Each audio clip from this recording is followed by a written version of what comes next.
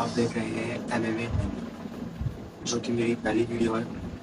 इसमें मैं रिव्यू करने वाला हूँ या आपको बताने वाला हूँ कि मुझे क्या लगता है इलिया टोपुरिया वर्सेस चार्ल्स ओलिवेरा में कौन जीतेगा। तो मुझे ऐसा लगता है कि जो भी जीते, और क्या मुझे लगता है कि जो भी जीतेगा वो किस तरीके से जीतेगा। तो आज ये सैटरडे है इंडिया में, ये फाइट संडे की सुबह आती है। नॉर्मली जहाँ ये फाइट हो रही है वो सैटरडे को आएगी। तो मैं आपको पहले बता देता हूँ, ये फाइट होने वाली है UFC 317 V70। इलिया टोपुरिया और चार्ल्स ओलिवेरा इसमें मेन इवेंट रहेगा। तो हम बात करते हैं कि कैसे इसमें इलिया टोपुरिया और चार्ल्स ओलिवेरा को एडवांटेजेस और डिसएडवांटेजेस क्या होने वाले हैं। पहले हम बात करते हैं इलिया टोपुरिया और चार्ल्स ओलिवेरा की रिकॉर्ड को लेकर। इसमें इलिया टोपुरिया अभी तक 16 फाइट्स जीत चुका है, इसमें से वो एक भी नहीं। और चार्ल्स ओलिवेरा वहीं दूसरी तरफ 35 फाइट जीते और 10 फाइट वो हारे। हाइट और रीच में तो बहुत डिफरेंस है दोनों की, आप सबको पता होगा। अगर आप मैंने पे रेगुलर बेस पे देखते हैं तो दोनों में हाइट में बहुत डिफरेंस है। जहाँ पर कि चार्ल्स ओलिवेरा एक 5 फुट 10 इंच की हाइट है, और वही उसी तरह विकेट टोपुरिया की हाइट 5 फुट 7 इंच। रीच का भी बहुत बड़ा इन दोनों के बीच डिफरेंस है। और आपको पता होगा कि एक फाइट गेम में रीच कितना ज़्यादा मायने रखता है। फाइट गेम में रीच बहुत ज़्यादा मायने रखता है। ये इलिया टोपुरिया की जो रीच है वो 69 इंचेस है, और वही दूसरी तरफ चार्ल्स ओलिवेरा की जो रीच है वो 74 इंचेस है, यानी कि 188 सेंटीमीटर, जो कि बहुत ज़्यादा डिसएडवांटेज है रीच में इलिया टोपुरिया। क्योंकि जब एक फाइटर पंच थ्रो करता है तो उसकी जो कनेक्शन होता है वो उसकी टाइमिंग के साथ साथ उसकी रीच पे भी डिपेंड करता है। तो हम डिस्कस करते हैं कि कैसे इलिया टोपुरिया को एडवांटेजेस हैं, क्या उसकी डिसएडवांटेजेस हैं, क्या उसका जो पिछला रिकॉर्ड रह चुका है। जैसे कि आप सभी जानते हैं कि इलिया टोपुरिया की जो रिसेंट विन है वो मैक्स हॉलोवे से हुई थी। उसकी फाइट में उसने मैक्स हॉलोवे को नॉकआउट कर दिया था। तो हम बात करते हैं कि कैसे इलिया ये फाइट को जीत सकता है। और सबको मुझे ऐसा लगता है कि सबको ये लगता है कि इलिया टोपुरिया एक बॉक्सर है, उसको सिर्फ स्ट्राइकिंग आती है। पर मुझे मेरे थॉट्स इस बारे में थोड़े डिफरेंट है। मुझे ऐसा लगता है कि इलिया टोपुरिया एक बहुत स्मार्ट प्लेयर है और बहुत ज़्यादा पावरफुल है। उसके पंचेस बहुत ज़्यादा पावरफुल हैं, प्लस उसका जो रेसलिंग गेम है। बहुत सारे लोग भूल जाते हैं कि इलिया टोपुरिया एज अ रेसलर शुरुआत किया था, जब उसने फाइटिंग शुरू किया था, और वो एक बहुत ही स्ट्रॉन्ग रेसलर है। हाँ, उसका जुजुत्सु चार्ल्स ओलिवेरा जितना हाई लेवल नहीं है, लेकिन उसकी जो रेसलिंग है बहुत स्ट्रॉन्ग है।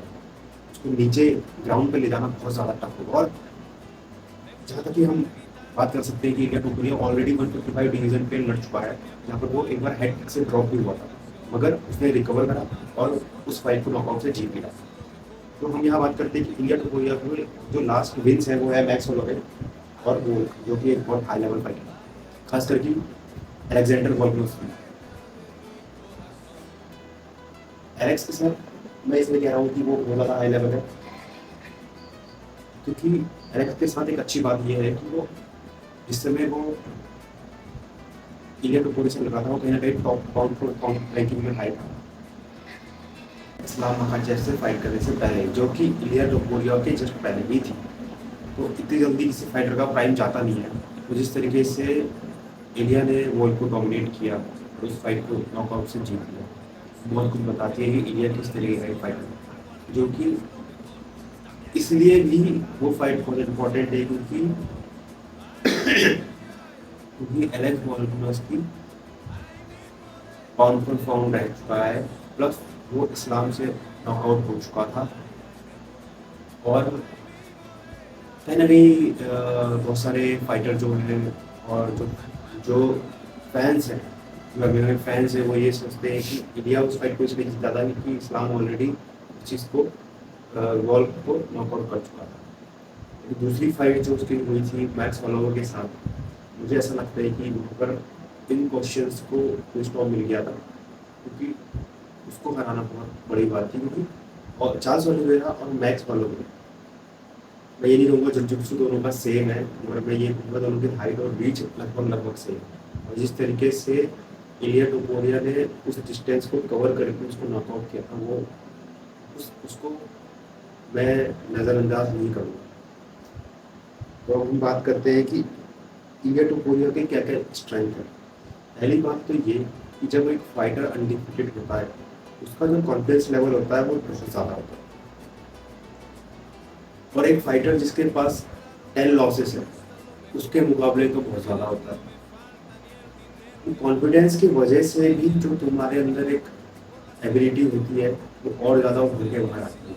Confidence is also a big की इन दिस फाइट, क्योंकि जहाँ तक कि मैं प्रेस कॉन्फ्रेंस देख रहा था, उसमें इलिया टोपुरिया जिस तरीके से बात कर रहा था कि मैं चार्ल्स को पहले नॉकआउट कर दूंगा, वही दूसरी तरफ मैंने देखा था चार्ल्स ओलिवेरा उस चीज़ को, मतलब उसका पॉइंट ये नहीं था कि वो उसको नॉकआउट करेगा, सबमिट करेगा, वो बस वहाँ जीतने आया, उसको भले वो डिसीजन से जीता। तो कहीं ना कहीं कॉन्फिडेंस भी बहुत ज़्यादा रोल प्ले कर रहा है। तो और सबसे बड़ी बात मेरे लिए जो मैं बोल रहा हूँ डिसएडवांटेज है चार्ल्स के लिए, एडवांटेज है इंडिया के लिए, वो ये है कि इंडिया ऑलरेडी विन स्ट्रीक पे है, अनडिफीटेड और प्राइम की तरफ बढ़ रहा है। वहीं दूसरी तरफ चार्ल्स ओलिवेरा इस स्पोर्ट्स में बहुत सालों से, कम से कम 10 साल वो यूएफसी में लड़ रहा है, और उसका भी बहुत सारे लॉसेस हैं उसके रिकॉर्ड में, उसके कॉन्फिडेंस में बहुत ज़्यादा डिफरेंस आ जाता है। और एडवांटेजेस मैं आपको बताना चाहूँगा चार्ल्स ओलिवेरा की तरफ भी है, क्योंकि उसका जितुत्सु बहुत हाई लेवल है। अगर उसने किसी भी तरीके से इलिया को नीचे ले गया और उसको अपने किसी भी लॉक में, या उसको इलिया ने कोई गलती करी जिस वजह से चार्ल्स अपनी जितुत्सु को दिखाने में कामयाब हुआ, तो मुझे ऐसा लगता है कि चार्ल्स उस पर उस चीज़ है, ऐसा मुझे लगता है। और सबसे बड़ा एडवांटेज है कि चार्ल्स के पास ऑलरेडी इतना लंबा एक्सपीरियंस है 5 राउंड फाइट्स का और चैंपियनशिप फाइट्स का और बड़ी फाइट्स का, जो कि इलिया के पास नहीं है। और सबसे बड़ी बात ये है कि चार्ल्स ने इस्लाम मखाचेव के साथ फाइट करी, जो कि बहुत तगड़ा फोन है, जो इस तरीके से उसके लिए प्रिपेयर उसने किया होगा, तो मुझे ऐसा नहीं लगता कि चार्ल्स के लिए इलिया के लिए प्रिपेयर करने में ज़्यादा मुश्किल आएगी। उसका ग्राउंड गेम बहुत ही ज़्यादा सॉलिड है।